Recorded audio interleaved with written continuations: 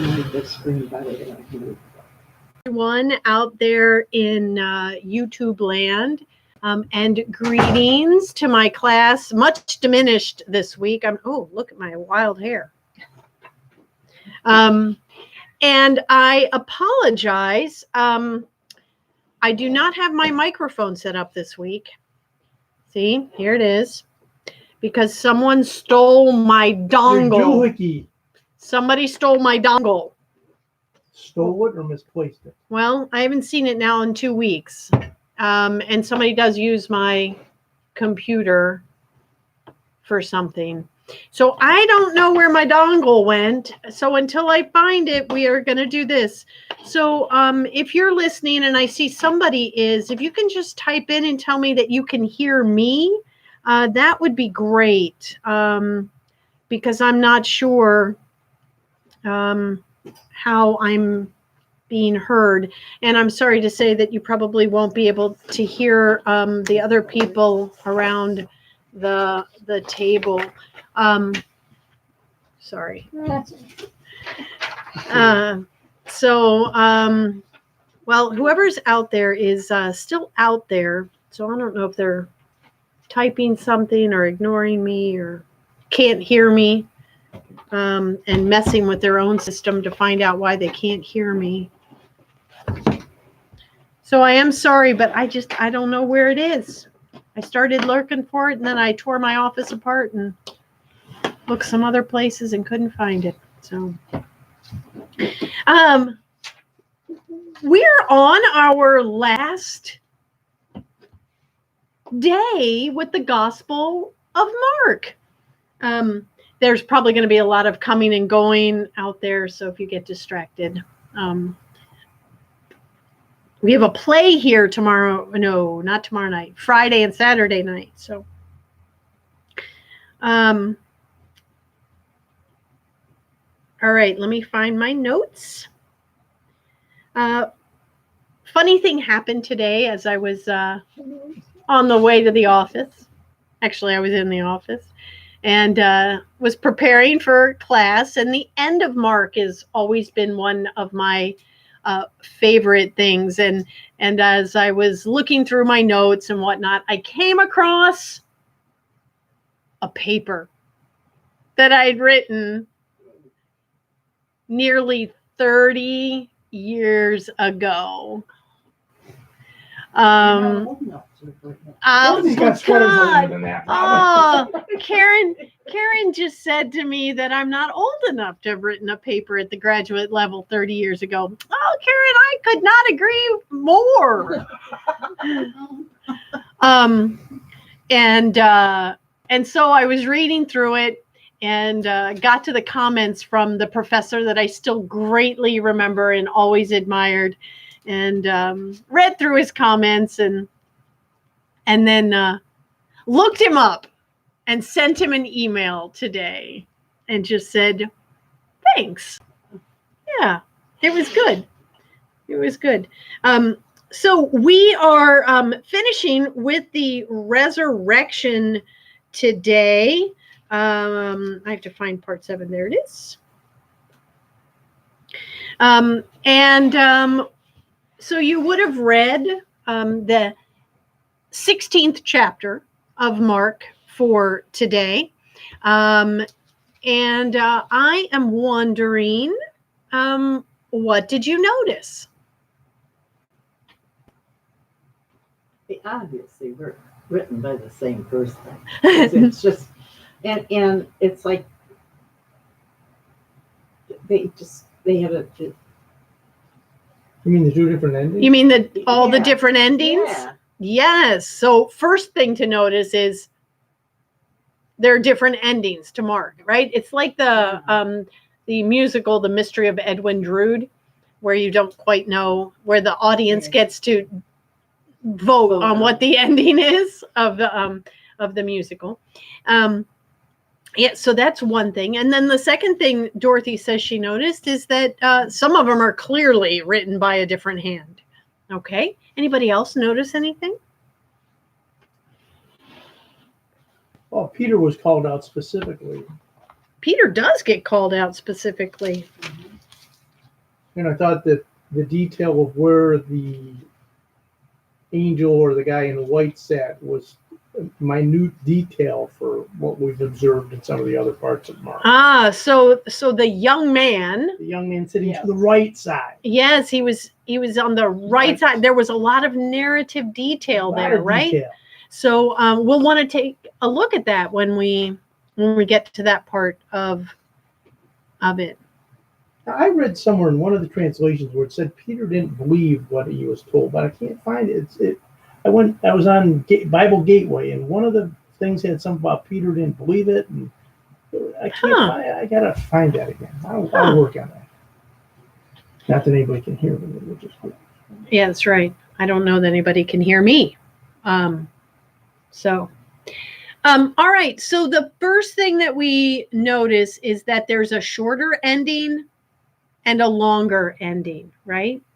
So the shorter ending, what's the problem with the shorter ending? What do you notice about that shorter ending? No ascension, was there? There's no ascension, sure. And they weren't told they could eat snakes and drink poison. Right? Right?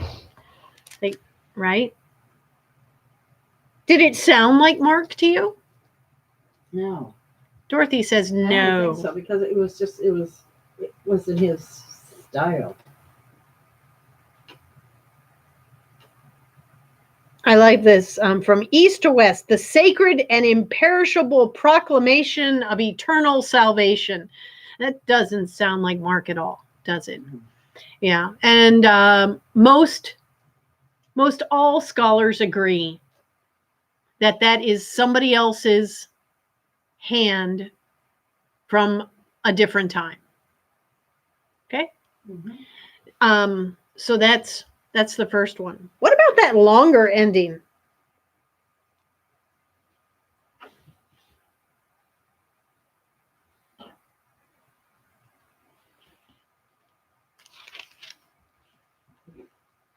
Well, it wasn't the longer in the longer ending he appeared to the 11 disciples, and he didn't do that in the short ending.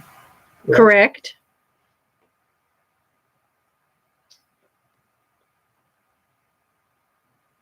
And he was only with Mary Magdalene in the longer ending.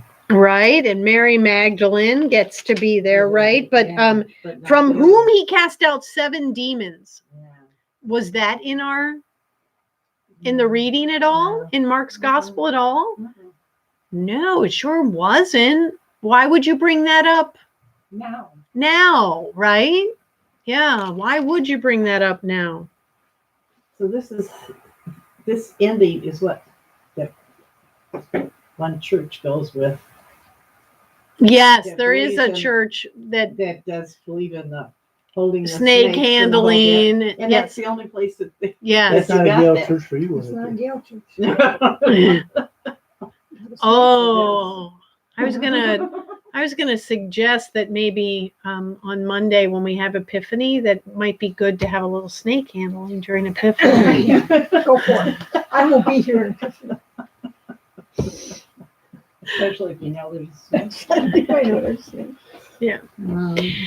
So if you remember, last week, we talked about the fact that Mark's entire narrative built to the centurion saying He was truly the Son of God. he was truly the Son of God, right? And that it was when he saw how Jesus died. So the question when we want to ask ourselves is, if Mark has been building to that moment, what would resurrection narratives do to that moment? It would overshadow it. They would overshadow it, right? So I am going to tell you that neither one of those, the shorter ending or the longer ending, were part of Mark's original gospel. You think it ended? They were both additions. and that makes sense. That's the way it sounds. Yes. So what we have here this is called textual criticism. And this is when people go in and look at the different codices. So a codex is nothing more, let me borrow your papers. A codex is nothing more than paper folded in half and glued or stitched down the center. It's a book, right? But it's an ancient book. There are lots of different codices. And each codex would have been handwritten, of course, right? Because In that day and age. pre-Gutenberg, there's no other way to do that. And hand, right? Okay. So each of these would have been handcrafted.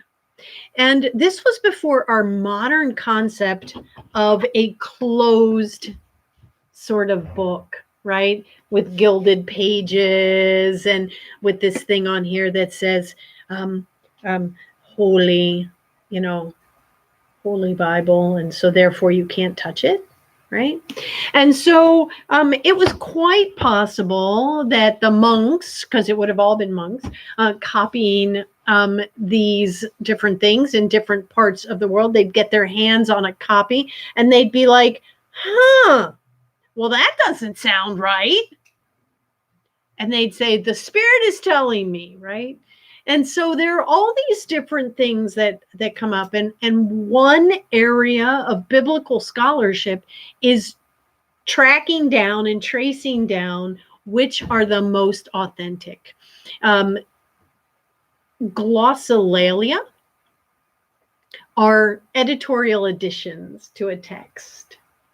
So they're kind of like parenthetical remarks, except without the parentheses. A very famous glossolalia that scholars love to debate is actually the woman caught in adultery. The one where they haul her out there and they're about ready to throw stones at her, and Jesus looks at them and says, the one of you who has no sin, throw the first stone. That story, there's a lot of textual criticism that says it wasn't original to John's gospel, that someone added that in later. These two endings are monks going, well, that doesn't sound right.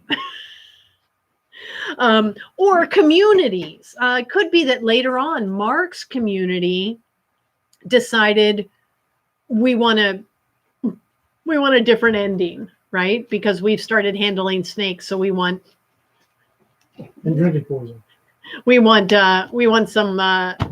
some basis for doing this. That's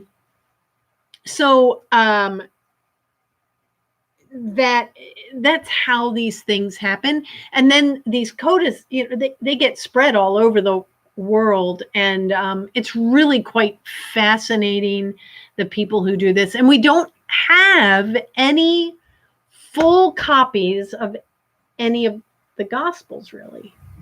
You have to piece them together from these different codices. So neither the short ending nor the long ending, scholars generally agree, were part of Mark's original. Where did the thing it ended? At the end of 15, where he said the Son of God?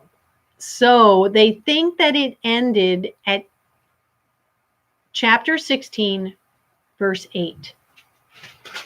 That's really of the oldest of what Mark wrote, that we are certain. Now, the question is, did Mark end there? And they said nothing to anyone, for they were afraid. Did Mark end there? Or did we get to the end of our dime store novel and somebody had pulled out the last page? right? So is it that the last page went missing? So I am going to argue today that this is the ending that Mark wanted, Ends at 8. that it ends at 8. And they said nothing to anyone, for they were afraid. Now, here are my reasons for saying that it ends here. First, going back to what we just said about resurrection narratives, it keeps the focus on Jesus's death, on the crucifixion. It doesn't take away from that. It says Jesus was raised, but all along, Mark has said you cannot understand who Jesus Messiah is outside of Jesus's death. Like, that's the key for him. And all along, Jesus, anytime Jesus does something miraculous, he's always like, don't tell anyone, right? So now all of a sudden to have resurrection appearances sort of goes against that as well. The second is the oldest codices that we have are indeed stop at verse 8. So there are no other old endings.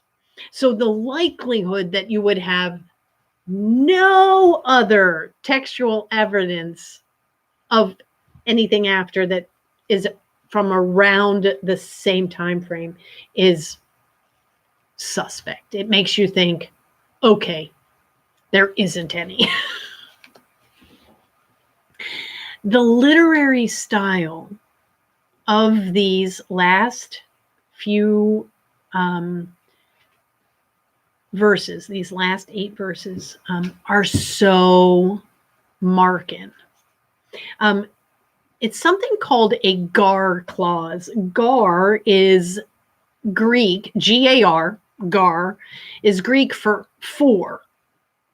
Not the number 4, but for they were afraid. Mark loves these gar clauses, and they're always kind of clunky. So as an example, if we turn back to chapter 5, verse 42, this is when the little girl, everybody thinks she is dead. Chapter 5, verse 42. And you can't even see it here because the translators have decided to make it a parenthetical remark instead of. But so he takes her by the hand. He says, Talitha cum, which means little girl, get up. And immediately the girl got up and began to walk about. And the parent is for she was 12 years old. So why? So you get this miraculous thing, and it's almost like, oh, I don't even know what to write next, so I'm just going to put a gar clause in there, right? The next one that I want you to look at is 9:6. This is the transfiguration. So they're up there, and you know Peter, bless his little heart, right? And he's like, oh, well, let's make 3 dwellings, one for you and one for Moses and one for Elijah, right? He did not know what to say, for they were terrified, right? One more in 9:6. Oh, okay. Okay. Yeah. Then the last one that we'll look at is 11:8.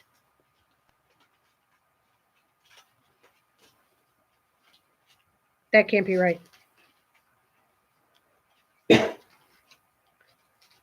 Can't be right.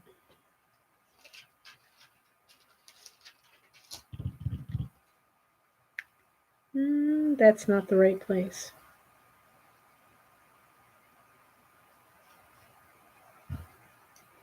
I wrote that down in the wrong place. All right. Let's see what I can find real quick.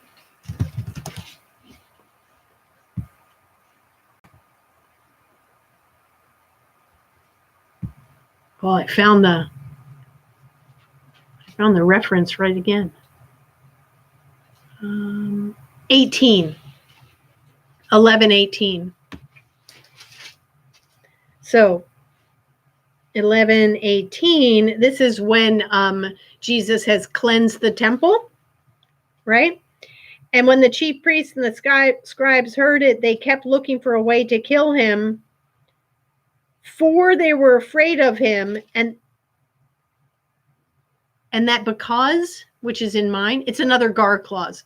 For they were afraid of him, for the whole crowd was spellbound by his teaching.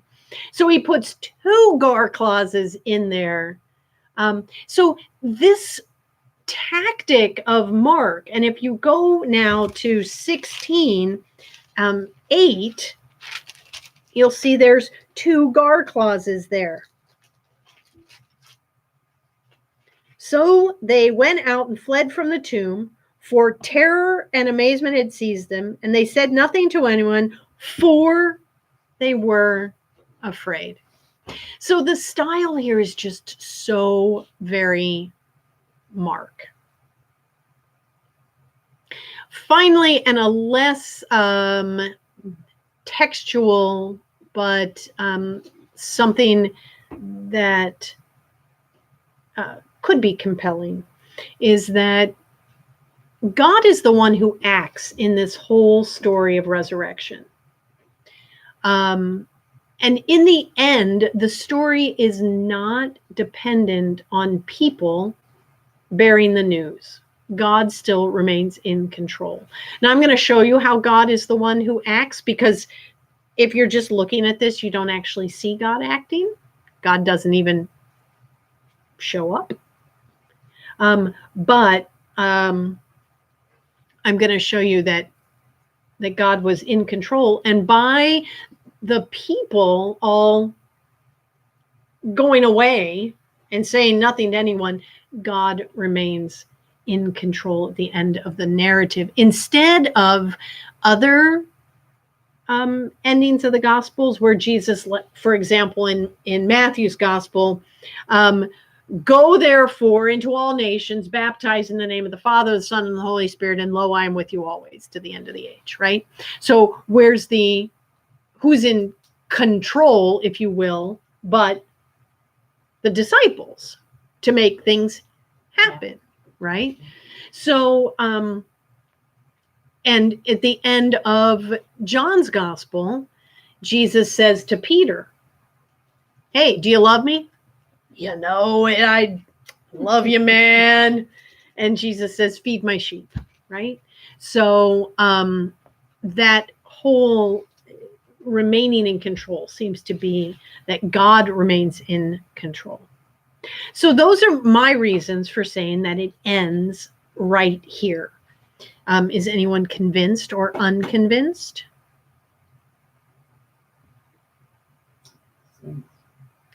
Dorothy says it makes sense. Look at that. I'm not even giving her a grade, and she's going to agree with me.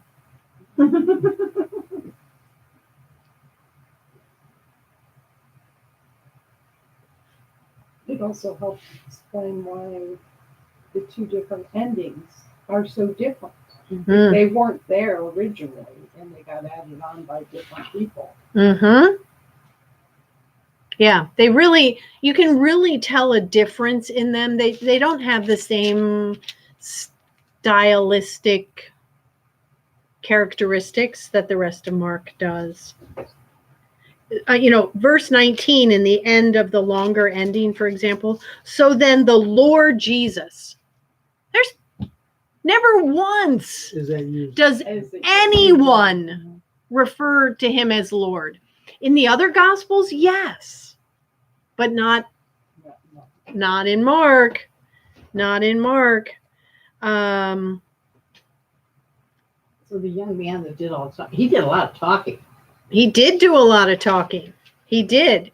We're going to talk about him. Yeah, we're going to talk about him. In fact, let's turn our attention to the 8 verses. Like these are the most packed 8 verses in all of Mark's gospel. So, what's going on? That's the next section. It's on the flip side if you're trying to keep up with the handy dandy handout. So the first thing that happens when the Sabbath is over, the women can get themselves to the tomb, and they're named women. I was listening to a podcast, which I recommend to you. It's at the bottom of your paper. I will tell you all about it in a moment. I was listening to the podcast that I recommend there at the bottom, and the person being interviewed talked about the unnamed women in Mark's gospel and how these unnamed women were really pictures of incredible faith. But everybody who's named, it's almost like everybody who gets named, like it's like the kiss of death. Like, something's not going to go right. Except for blind Bartimaeus, things go okay for him. But everybody else who gets a name, it doesn't go so well for them.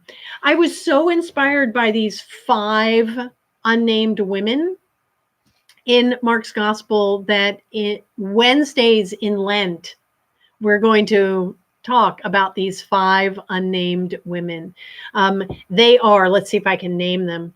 The woman with the hemorrhage, the woman who puts her 2 coins in the treasury, the Syrophoenician woman, the woman who anoints Jesus, and don't tell me. There's one earlier. Oh, Peter's mother-in-law. When cook. No. Yeah, Peter's mother-in-law. So really fascinating. But here, the women get named. And even though they've stuck by Jesus's side better than the disciples, it's almost like Mark is saying, listen, just because there's no perfection here. And so even these women in the end. So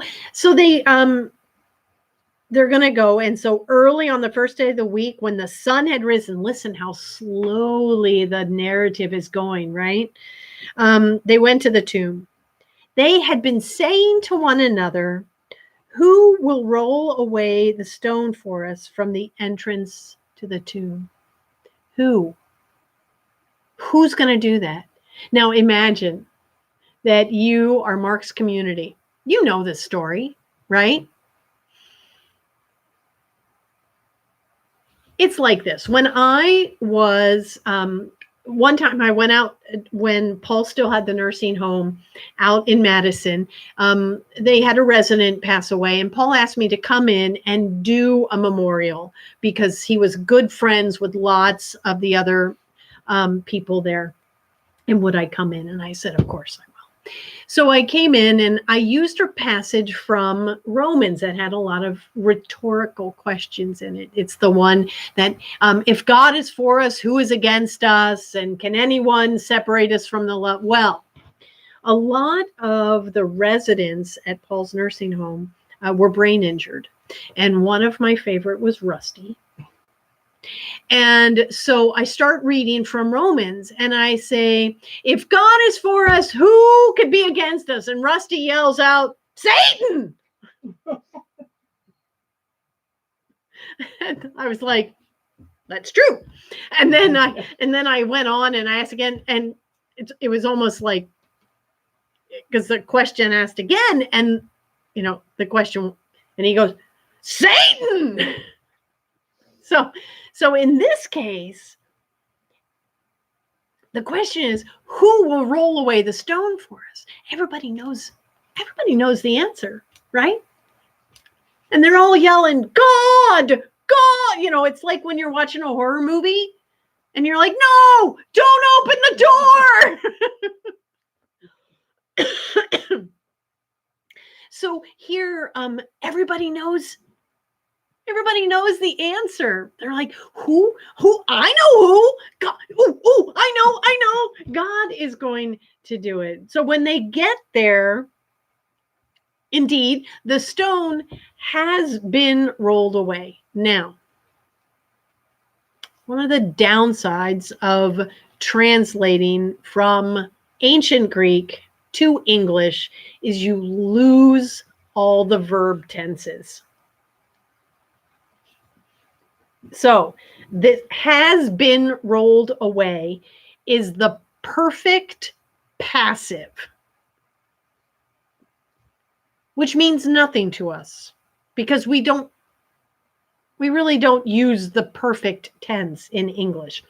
Here's what it means. First of all, the passive part means that somebody is doing the roll, has been rolled away, right? You're like, well, who, right? People who use the passive voice a lot are very annoying because you never quite know who's doing the action. When biblical writers use the passive, we call it the divine passive because usually it's God that does it. So in this case, using the passive voice means God has rolled away this stone, right? So everybody there in Mark's group is like, yeah, that's right. Then the perfect, what this means is it's a present condition resulting from a past action. A present condition resulting from a past action. Married. It is a present condition resulting from a past action, right? At one point in the past, we said, I do. And then from that point on, we are married, right? Dorothy is widowed. It's a present condition based on a past action. I am ordained. A present condition based on a past action. So, yeah, you are sober? I was just thinking the birth of a baby. Yes. As a result of a past action. Well, being a parent is the present condition based on a past action. Precisely. Over again. Yes. So the stone has been rolled away. It is its present condition based on a past action. And in this case, it was a past action done by someone. And in this case, it's the divine passive. So we can say, God acted. So this is part of my argument about why God is in control of this narrative. Okay.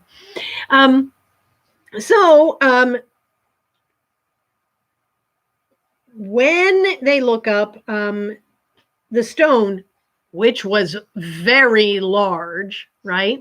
There's some narrative detail for you, just in case. It was very large, had already been rolled back. So that's as best as English can get with the perfect tense, but it really it misses that perfect tense. As they entered the tomb, they saw a young man. There are only 2 times in Mark's entire gospel that the word for young man is used. Here And does anybody remember where else? In the Is that in the garden. garden? In the garden. Do you remember the young man who wanted to get away so fast that somebody grabbed hold of his clothes and he ran away Naked. naked? No. He ran away naked. Well, now there is no way that this is not the same young man. There is no way. Mark, look at how carefully Mark has crafted his narrative up till now. There's no way that that was not intentional. And so here is the naked, fleeing young man, and now he is seated, dressed, and the text says on the right side, but it's almost like he's in his right mind. Right? And they were alarmed. I guess I would be too. And so he says, don't be alarmed. Don't be alarmed. So here's a guy who went fleeing away, and now he becomes the very first evangelist. Notice he doesn't have a name. Another unnamed character. You are looking for Jesus of Nazareth, who was crucified. Now, this word is very important because it's in the perfect tense.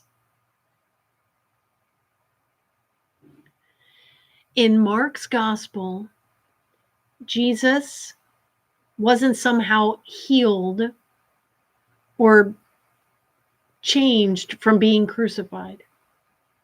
For Mark, Jesus is always the crucified one.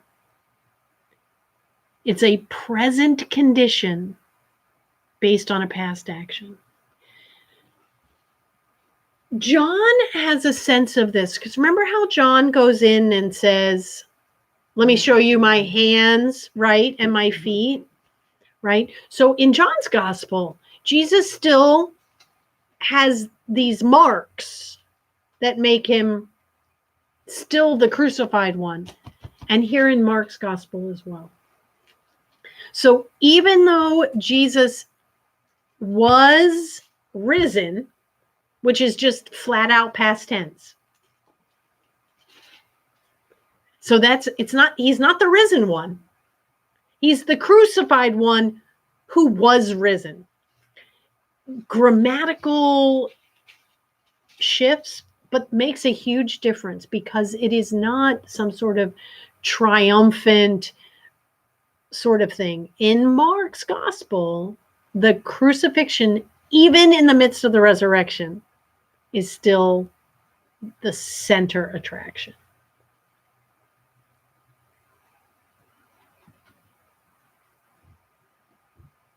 Dorothy is over there flipping through her Bible. She's trying to find something. It was because it said, he wasn't changed. I mean, he was crucified. So he was crucified one because I was looking for the road to Emmaus because they didn't know him. They didn't recognize him. And that was, yeah. Well, they were kept from recognizing him. Yes. Mhm. Which sometimes, Yeah. when you're in grief and you're not expecting to see someone, Yeah. right? We've all had that experience where you're walking through and you're like, I think I know that person, but like they're in the wrong place, So then he says, he is raised. He's not here. Go tell his disciples and Peter. Interesting that Peter gets a shout out. Mm-hmm. That he's going ahead of you to Galilee. There you will see him just as he told you. So it's not just take my word for it, but do you remember this is what Jesus told you. And then everybody runs away. And they say nothing to anyone. Who would believe women anyway? Well, in the other gospels, they didn't, right? Yeah. They thought it was an idle tale. So, what is really, to me, the compelling part of the end of Mark's gospel is the very fact that it's an open-ended conclusion. It's just, you're not quite sure how things are going to work out. You know that there's a promise in here. Jesus is going to go ahead of you. So there's this promise that Jesus is going ahead, that there is a future, that there is some place to go and things to do. But it doesn't get all wrapped up for you. It's not like a story that you can go, oh, that was great, and then put it back on the shelf and never think of it again. Because you kind of have to go, well, wait a minute, like, how did I get here? Like, if they said nothing to anyone, who the hell did? So is that where the extra endings come from? Maybe it's the extra ending. just Somebody was couldn't leave like, it there. somebody just couldn't leave it without an end. Right? Like, no, there has to be more. So we end up in the end with a few reliable witnesses. I think a few of the unnamed women become reliable. I think that the young man is a reliable witness. I think the centurion is. But what happens in this story is that it really does draw you in and say, oh, I have to do something now. Like, I can't just close the book because the story is not done. It is my favorite ending. Favorite ending. And so Mark's gospel is really centered on the cross and what it means to be disciples to a king who dies on a cross. Yes, a crucified king that was raised, but a crucified king nonetheless.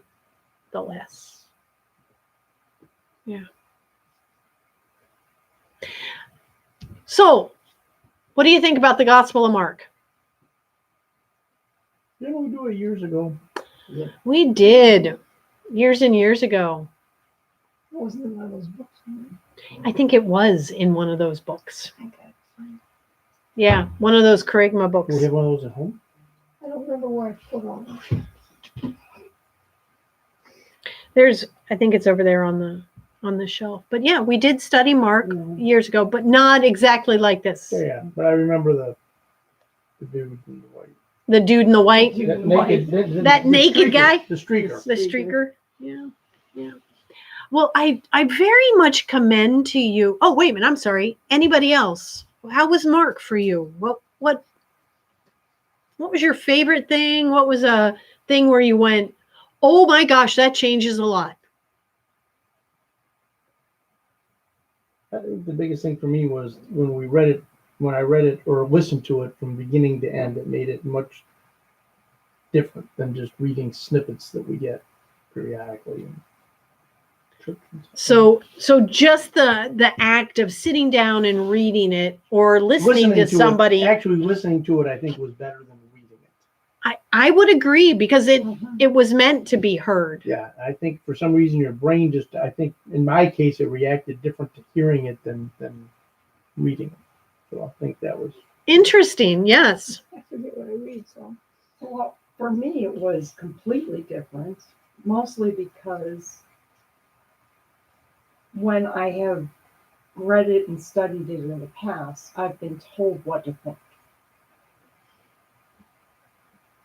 And I had problems about that because others' interpretations or what I was told I needed to think might not be where my heart went. And this was much better for me. Absolutely sunk in, completely different. Oh, well, I'm glad it was good for you. That's excellent. Good, good. Anybody else have a wrap-up comment to share? It really helped to read the whole thing through. It just, I'm glad that it's a whole, you have the it, whole thing. On that note, I don't want to listen to Isaiah all the way. No. Well, here's the thing about Isaiah. It's actually three different, Yeah, well, I know, but I just three different schools of Isaiah over the span of a really long time, as opposed to Mark.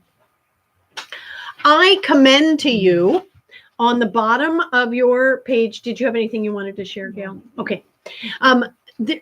I totally enjoyed this podcast. The podcast itself is called The Bible for Normal People. I know it's Not us. and it's fantastic. I commend to you this Daniel Kirk episode 69, 5 things you need to know about the Gospel of Mark. Some of the things you'll be like, oh, I've heard that before. And some of them you will be like, ooh, I wish I'd known that before. And I probably would have said, ooh, I wish I knew that before I taught this class. But so I commend that to you. It's about 45 minutes long. Really, really. And they do a very nice job in this podcast of making it for normal people. So it's not a bunch of grammar like I gave you tonight. And then I hope you get hooked on some of these. There's one by Rob Bell, which is really fantastic as well. There are a couple on Genesis that are spectacular. AJ Levine gets interviewed, and I know you like her. Rowan Williams gets interviewed. Walter Brueggemann. I mean, just some really.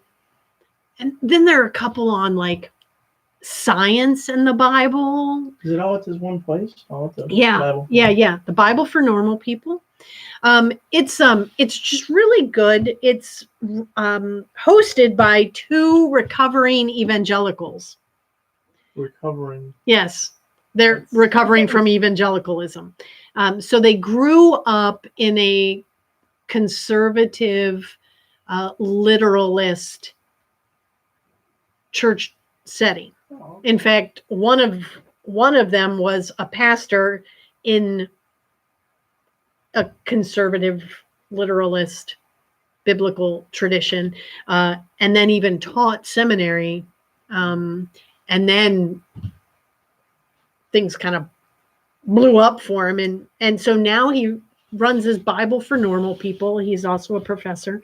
And so they're often talking about how to make the Bible come alive and how is it that we approach the Bible, which then dictates the questions that we can ask it.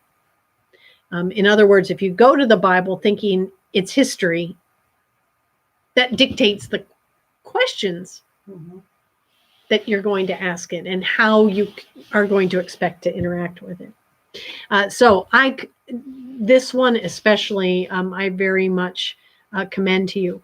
This is, so for those of you out on YouTube world, you're going to go to the Bible, just put in your search engine, the Bible for Normal People. It's going to come up and it's in a podcast world called Podbean. I don't know, Podbean. And then you won episode 69 with Daniel Kirk. So once you find the Bible for Normal People podcast, there's a search engine right there, and just type in Daniel Kirk or Gospel of Mark, and you'll find episode 69. Huh, I guess you could search episode 69 too. Thank you. I've enjoyed myself. This is our final for this year. A tiny little foretaste of what is coming in January. We will be traveling with St. Paul. No. So we're going to start with his conversion and his time in Jerusalem. And then we're going to travel the way that we think that St. Paul traveled to each of the communities that then has a letter associated with it. And we will briefly do overviews of each of the letters. So that is coming in January. That would be January 15th is when we reconvene with the travels of St. Paul and just overviews of his letters. We'll be traveling the second week. We got our tickets from Kathy to travel. So thank you all very much for spending time with me and the Gospel of Mark. Thank you all for being here. I really appreciate it. And happy Thanksgiving to you all, and to you as well if I don't see you in church on Sunday. And then YouTubers, if you're just watching me, because I don't know why, happy holidays as well. And we'll see you in the new year. So peace to everyone, and adios. Where are you going?